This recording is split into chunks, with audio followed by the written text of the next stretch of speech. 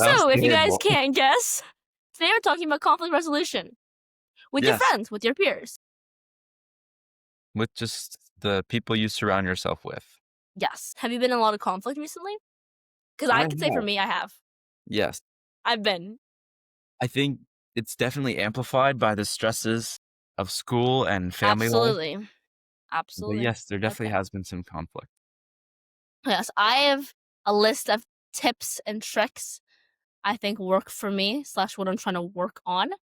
Mm. But let's hear from you. What's happening with you? Any advice to give? Well, I mean, okay, I think typically my friend group is pretty like conflict free, but occasionally, I feel like the way I know that a conflict arises from stress, not related to school, is because it'll be a little thing that'll start a big argument. Mm, And if I notice my friends are like abnormally like teasing or something like that, especially on like one person, I mm. I recognize, okay, they're this is something else and this is how they're like dealing with Coping it. with this. Yes. And so I don't know, that thought gives me a little bit of like tranquility, especially if it's directed towards me. Because I don't know, I'm not quick to anger, but it does get annoying when, you know, so the teasing is nonstop or whatever. But I mean, it's obviously not, Absolutely. it's all like Yeah. playful friend teasing, like, you Yeah. know, Yeah. I think for guys, it might be more visible. I think for girls in our girlfriend group, I don't want to pass on too much judgment. I just think that it's very secretive who has problems with who and very good at faking yeah, I if we feel have like problems. I never see well, like, you never see girls, like, arguing in the halls with each other, like, at least not on, like, a very aggressive Yeah, man. yeah. Absolutely. I think a lot of it happens over the phone, over text, which is not good. One of my advices is to have arguments in person because hearing tone is very important. I But I agree. think that we just keep it in for a long time. And in fact, I don't think it ever, or not yet, has gotten to a point where it's blown up and really done something crazy. But I think it's really bad to build up resentment towards people. And it's also weird how some people don't like each other, but they still hang out with each other just because they don't want to deal with conflict. And I guess it is like I think like with our society, like we prioritize romantic conflict or like, with someone with that you're like dating or whatever, and like should build up resentment. And there's a lot of advice for it that could be applied to platonic relationships. It just isn't applied because you might not see it as like important or like as like break upable. But friendship breakups are real and they happen too often. And so I think you need to really prioritize the same level of like communication and like caring for each other as you would a romantic partner or whatever. And I think my advice, especially for girls, is to speak your truth. Speak it gently. And I think if you do, you'll like people a lot more. Or like remember we were talking about this the most toxic people to spend your time with are not people that are toxic, are people that it is actually people that you are indifferent towards. You don't love them, you don't hate them, but they're just like, eh. Those take up the most energy and time, and those should be cut off first. I mean, obviously toxic people too. But like you either want to get to a place where you like them and you resolve conflict slash like the problems you have with them are resolved, or you just are don't waste your time type of beat. Yeah, I think this is a really good point. Personally, I feel like it's not the friends that, like, take up the most, mental capacity for me are not the ones who, uh or just not the ones who I don't have any problems with, but, like, where there's there's possibly no resolution style, only minor conflict. But Right. even with the friends who I have greater conflict with, but we have resolution style, like, I think that those friends I don't know, I engage with more and I feel like uh I don't know, I feel like more like connected with them because like, Mm, it's just we it's okay to disagree. That's what I've yes. come to. It's okay to disagree. It's how you resolve, and it's how like it's the understanding of each other's perspectives. So if there's no understanding, then it's like very time consuming and mentally straining on both people. Absolutely. And I think when you're in the middle of conflict, and now, see, now I'm pulling advice that you would use, I guess, in relationships, but you can obviously use in this too, Mhm. is just like you would when you're dating somebody, whatever, it's about working together through the conflict and not who's the winning of the conflict because there is no winner. There's no Yeah. winner. Because if you win, there's someone who's upset that you potentially would care about, so then you both actually lost. So it's you versus the problem, not you versus each other, I think. And Mhm. I saw this person say this that you should always say, I feel like before everything. Don't just say a statement, even if you don't say like you always or you never. You should just always say for any like random statement. I feel like you done done done, because it makes it less certain and they don't get as defensive. I'm very good at saying, "I feel like that." I feel like yeah I yeah start a like lot of sentences like that. But, no, I 100% agree. I feel like that I 100% agree. And that's also a good point, is, like, there's only minor differences, in my opinion, between a relationship and a friendship.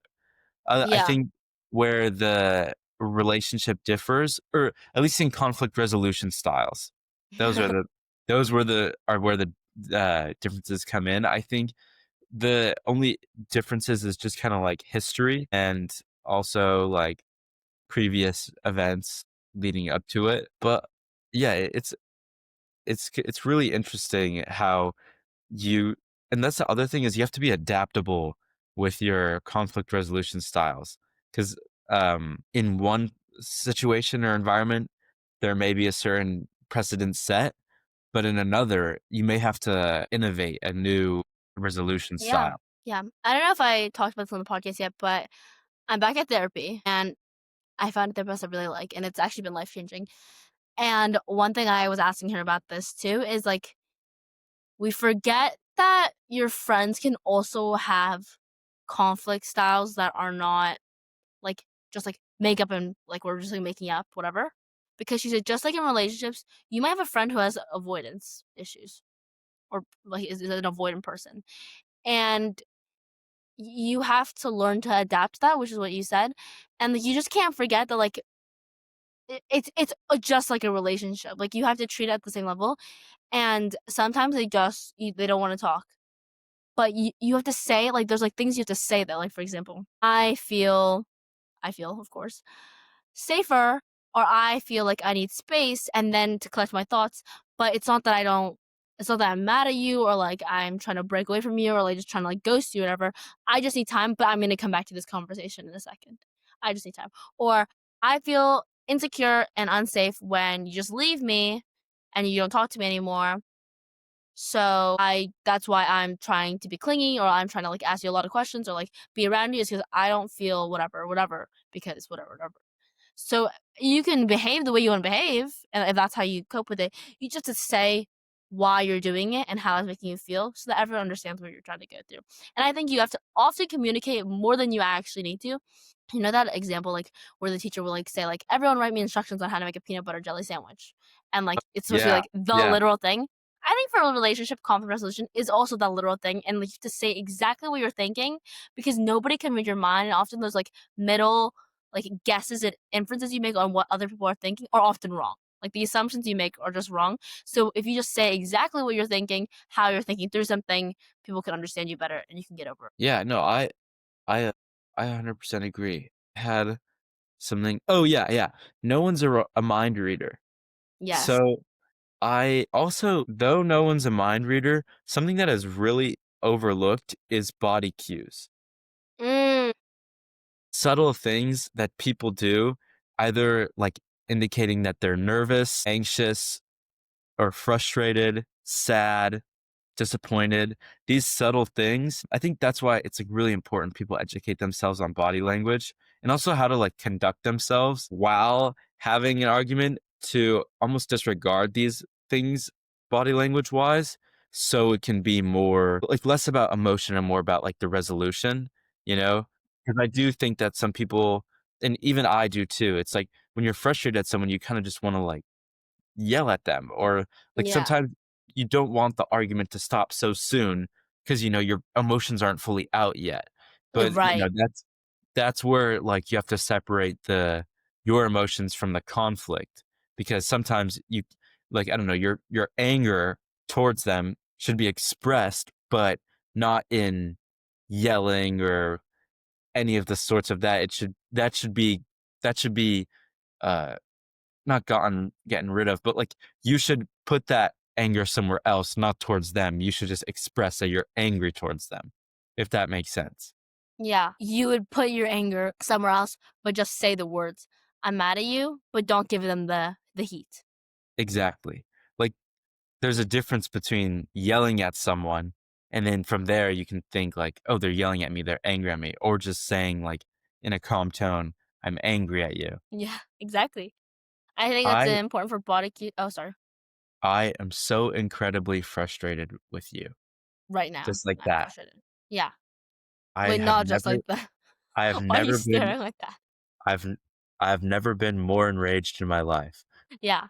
I think for body cues, it's important to realize I mean, I guess you could chat GPT, like, what are the most commonly seen body cues for someone who's nervous, whatever, whatever.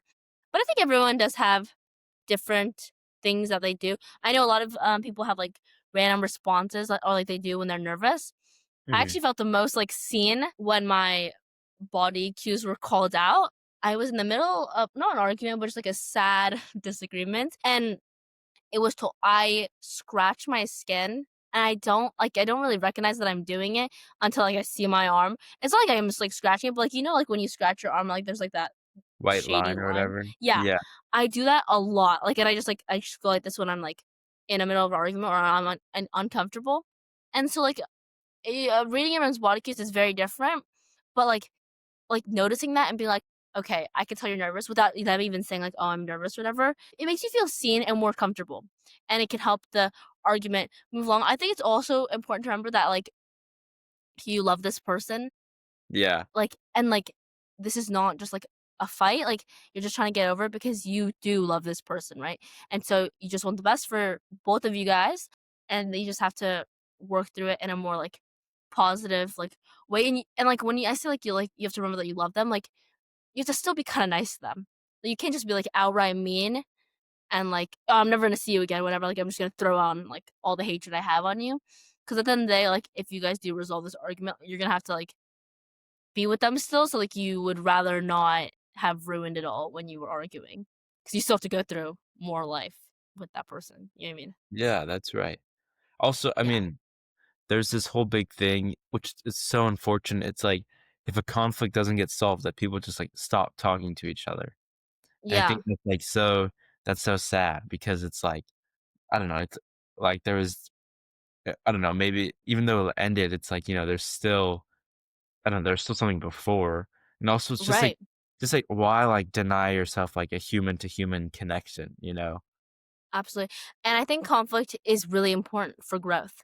Yeah. People who don't fight, I don't know if you guys really know each other because you're bound to not agree and have difference in opinion. That's important, and I think one of the most important skills I think we're learning, especially when we're teenagers, and we had a wellness class like on relationships, Yeah. is getting over conflict. It's the make or break it for so many things. It's so important, and I think learning this skill is just imperative. Yeah. Absolutely. Wow. So I hope you guys resolve all your conflicts. Yeah. Keep on keeping on, guys. Yeah. Keep on. Bye. Bye.